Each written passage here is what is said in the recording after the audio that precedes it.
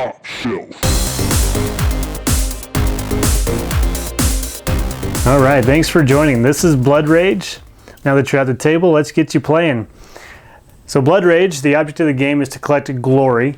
The game is played over 3 rounds called ages. You have your first round, second age, and third age. And each age is made up of 6 different phases that you'll go through. This little marker helps you keep track of which phase of the round that you're in. So the first phase of the game is the God's Gifts phase. This is where you'll take the cards that are there. You'll deal 8 cards to each player. And once you've dealt the cards out, you'll take your hand of 8 cards. You'll choose one to keep, putting it face down in front of you, and pass your hand to the player on your left. You'll then take the cards that are given to you. You'll select another card to keep, put it face down, passing your cards again to the left, and you'll continue to do this until every player has 6 cards in hand. The remaining cards get placed back on the God's Gifts and are not used for this particular game. The second phase of the round is the action phase, and this is where the heart of the game takes place. During the action phase, you have 5 different actions that you can choose from, and each action has a rage cost. Rage is what determines how many actions you'll be able to take over the course of a round. For each action that you choose, you'll pay the indicated rage cost, moving your marker down. And when you get to 0 rage, you can no longer take any actions. However, you can still participate in pillaging battles that take place. If at any point you gain rage and come out of the 0 rage, you'll then be able to continue to take actions until you are back to 0. So let's go over the different actions that you can choose from. The first action that you can choose is Invade. Invade has a rage cost equal to strength. And this allows you to put a figure from your reserve into one of the provinces on the map. The different figures that you have available are your 8 warriors, which are these ones. Each warrior has a strength of 1. This is indicated on your player board with the red circle. Your board is broken down into regions, which are the big same colored areas. A province is one section of that colored area, and then you have villages that make up the different provinces. When you invade, you always invade and place a figure on an open village in a province. So for instance, I could invade my warrior into Horger and pay 1 rage to do so. That would be my invade action, and the turn would then go to the next player where they would take their action, and play will continue around until everybody has spent all of their rage. The other figures that you have available are your leader. These guys invade for free as indicated on your board, so you can invade them on any province. When invading, you cannot invade a province that has a Ragnarok token on it. These areas have been demolished and destroyed and are no longer in use in the game. Next, you have your ship tokens. Your ship tokens can only invade a fjord. Fjords are these areas on the outside of a province. You have a few of them placed around the map, and these are where you can invade with your ships. So you can invade over here, and ships will count as strength for either province that it's adjacent to. So this would count as a strength for this one and a strength for this one. The next action that you can do is the March action. March costs 1 rage. That allows you to take any number of figures from one province and move them into another province. So for instance, I could take 1 or both of my warriors here and move them over to any space or any province on the board.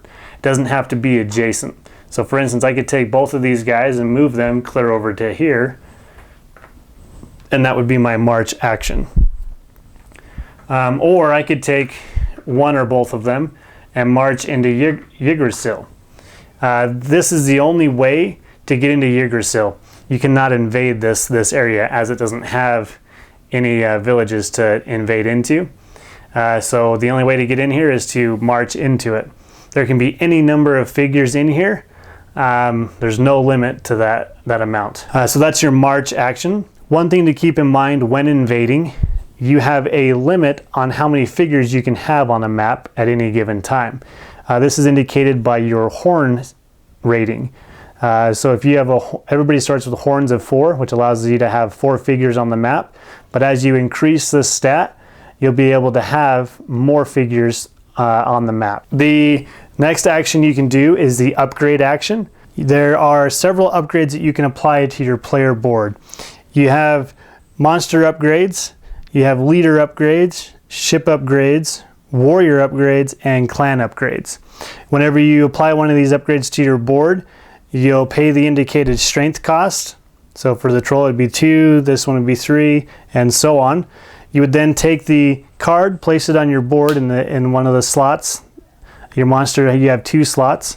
You can place cards on top of other ones, deactivating the card that's underneath of it. When you place a monster, you'll take the corresponding monster from the area. You'll place one of your bases on it, and now it's yours for the rest of the game.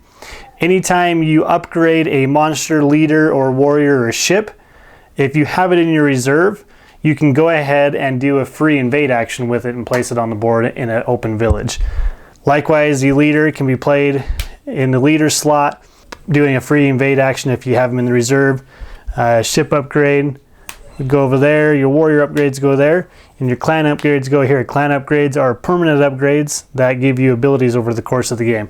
This one, for instance, gives you 1 glory for each figure that gets released from Valhalla. Anytime your figures die, they will go and be placed in Valhalla, and during the end of the round they get released, and so that one would give you points. For your leader upgrade, the ability underneath of it where he invades for free, that remains throughout the course of the game. Likewise, your ships can only invade forwards. Those abilities stay permanent even when you apply upgrades to them. And that's your upgrade actions. Alright, after the upgrade action, we go to the quest action. The quest action is a free action you can do. You'll take one of the quests from your hand and place it face down on your player board. And during the quest phase, if you've completed whatever it says on there, you'll gain the indicated glory. Also increasing one of your clan stats by 1. Usually it's just having more strength than anybody else in one province of the indicated color. You'll add up all the figures in your province on one of those areas, and if you have the most strength, you'll complete that quest. Alright, for the pillage action, this is the last action that you can take. You'll choose a province that you have figures on, and you'll attempt to pillage the area to gain the indicated upgrade. When you announce a pillage, players from all adjacent spaces can then bring 1 figure over and fill one of the village slots to take place in the battle. Players will continue to do this clockwise until all villages are filled up or nobody wants to bring anybody else over. Once everybody's in there, all players that have a figure there will choose one of their battle cards in hand. They'll place it in front of them face down, and at the same time you'll reveal the cards. And you'll add up the strength of all the figures in the play plus the strength on the card, and whoever has the highest strength total wins. For instance, the monster has a strength of 2, the leader has a strength of 3, this person has a strength of 5, plus the yellow also played a 5 strength card, gives them a total of 10 strength. The blue player here played a strength of 2, plus he has a warrior there that has 1 strength, so he has a strength of 3 to a strength of 10. The yellow pillaging player would actually win the battle. The losing player would lose his figure to Valhalla, and the player would successfully pillage that area and gain the upgrade. The losing player gets to take his card that he played and put it back into his hand, and he can use it later on. Also, during the battle, after cards have been revealed, players can then play reinforcement cards, which are the filled-in circles. That indicates that you can play that after cards have been revealed to add to your strength total. And you'll also apply any text that are on the cards. And that's your pillaging action. Once all the actions have been completed, we go to the next phase of the round, which is discard down to 1 card. So each player would discard all their cards down to 1. We would then go to the questing phase, where those face down quests we would flip over, and if what is on the card has been completed, you would gain the glory and increase your stats. Next, we would go to the Ragnarok phase.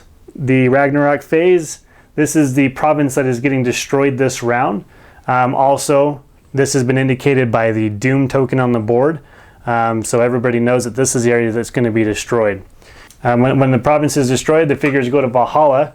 Each figure that gets moved to Valhalla during this Ragnarok phase will gain glory points indicated by the round. So the first round, each figure will get 2 points, 3 points, and then 4 points. Next, we would go to the last phase of the round, which is the release Valhalla, where all players would get their figures back from Valhalla.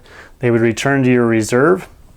We would then go to the second round and do the God's Gift and do all the phases over again. The first after all 3 rounds are completed, whoever has the most glory wins the game.